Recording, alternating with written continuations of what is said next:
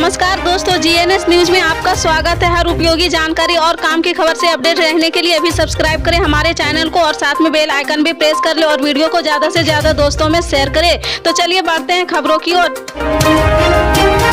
आपको बता दें, आम आदमी पार्टी की गुजरात इकाई के अध्यक्ष गोपाल इटालिया ने बीजेपी पर निशाना साधते हुए गुरुवार को कहा कि भगवा पार्टी पाटीदार समुदाय के लोगों को नापसंद करती है। इससे पहले गुरुवार को दिल्ली पुलिस ने इटालिया को हिरासत में लिया था, जिसके बाद आपने गुजरात में पाटीदार समुदाय को निशाना बनाने के लिए बीजेपी पर निशाना साधा। आप मुख्यालय में बोलते हुए इटालिया, जिन्होंने हिरासत में लिए जाने के कुछ घंटों बाद रिहा किया गया था, उन्होंने कहा कि यह सभी घटनाक्रम गुजरात में विधानसभा चुनाव से पहले हो रहा, क्योंकि पाटीदार समुदाय खुले तौर पर आपके लिए अपना समर्थन दे रहा है। चुनाव आयोग की ओर से कल दोपहर 3 बजे प्रेस कॉन्फ्रेंस बुलाई गई थी और इस दौरान हिमाचल प्रदेश के विधानसभा चुनाव का ऐलान किया गया है। हालांकि चर्चा है कि अभी गुजरात चुनाव की तारीखों का ऐलान नहीं किया जाएगा। दिवाली के बाद किसी भी दिन आयोग की ओर से गुजरात में चुनाव की तारीख की घोषणा की जा सकती है। आयोग के सूत्रों का कहना है कि हिमाचल प्रदेश में बड़ा इलाका दिसंबर के महीने में बर्फबारी से प्रभावित रहता है। कई क्षेत्रों में अभी से बर्फबारी शुरू हो चुकी है। ऐसे में यदि वोटिंग में ज्यादा देरी की गई तो कई इलाकों में मतदाताओं को केंद्र तक पहुंचना मुश्किल हो सकता है। इसलिए आयोग हिमाचल प्रदेश के चुनाव नवंबर के ही शुरुआती दिनों में करा सकता है। दिल्ली के कई जिलों में मास्क नहीं लगाने पर 500 रुपये का चालान करने की कार्यवाही को रोक दिया गया है और कई जगहों पर कड़ाई से लागू नहीं किया जा रहा। अधिकारियों ने मंगलवार को बताया कि मास्क लगाने की अनिवार्यता संबंधी आदेश को औपचारिक रूप से अब तक वापस नहीं लिया गया है।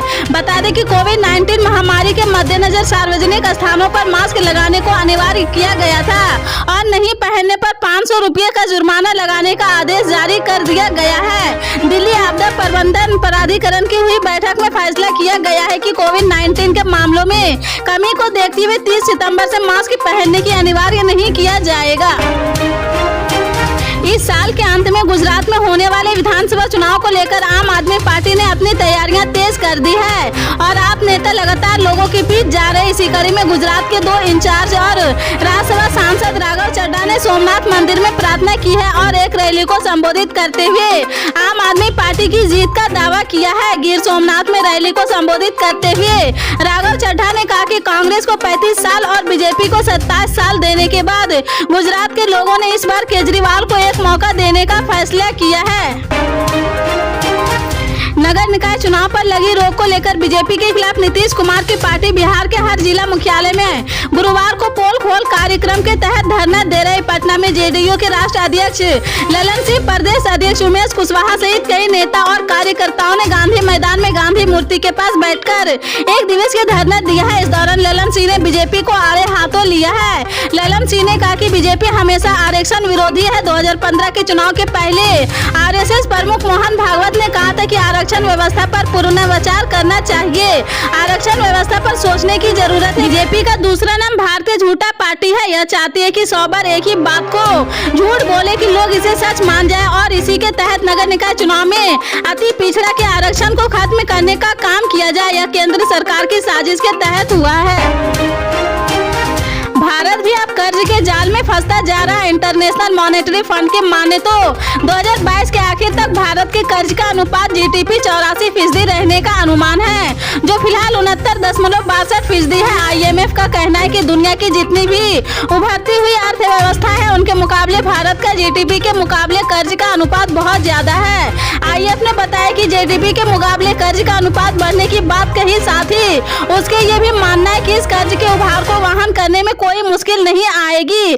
आईएमएफ के वित्त मामलों के विभाग के रूप में निदेशक पोलो मोरा ने कहा कि राजकोषीय घाटे को लेकर मध्य अवधि में स्पष्ट नीति रखना भारत के लिए बेहद जरूरी है।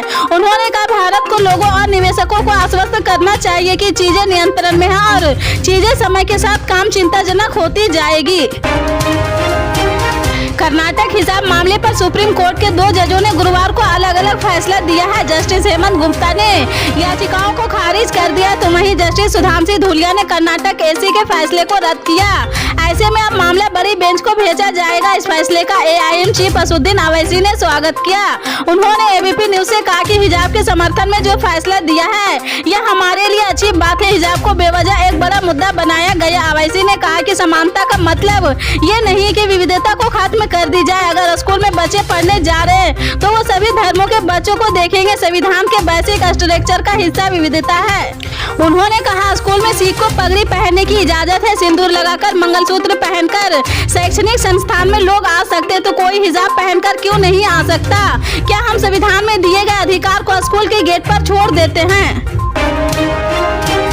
भारतीय क्रिकेट कंट्रोल बोर्ड यानी BCCI के अध्यक्ष सौरव गांगुली जल्द इस पोस्ट को छोड़ने वाले हैं, क्योंकि इस बात की पूरी संभावना है कि रोजर बिन्नी अब इस कुर्सी पर विराजमान होने वाले हैं। हालांकि कई रिपोर्ट्स में दावा किया गया है कि गांगुली बोर्ड के प्रमुख बने रहना चाहते हैं, लेकिन कथित तौर पर उन्हें अन्य सदस्यों से वह समर्थन नहीं मिला जा सकता है। उन्हें चाहिए था। इस पर उनकी तरफ से आधिकारिक बयान नहीं आया है, लेकिन उन्होंने स्पष्ट कर दिया कि वे BCCI बॉस नहीं होंगे, क्योंकि वह और कुछ करने वाले हैं। गांगुली ने यह भी कहा कि वे हमेशा प्रशासक नहीं बने रह सकते हैं। पल पल के अपडेट जानने के लिए जुड़े रहें आप अपने GNS न्यूज चैनल से। मिलते हैं अगली बड़ी खबर के साथ, तब तक के लिए जय हिंद।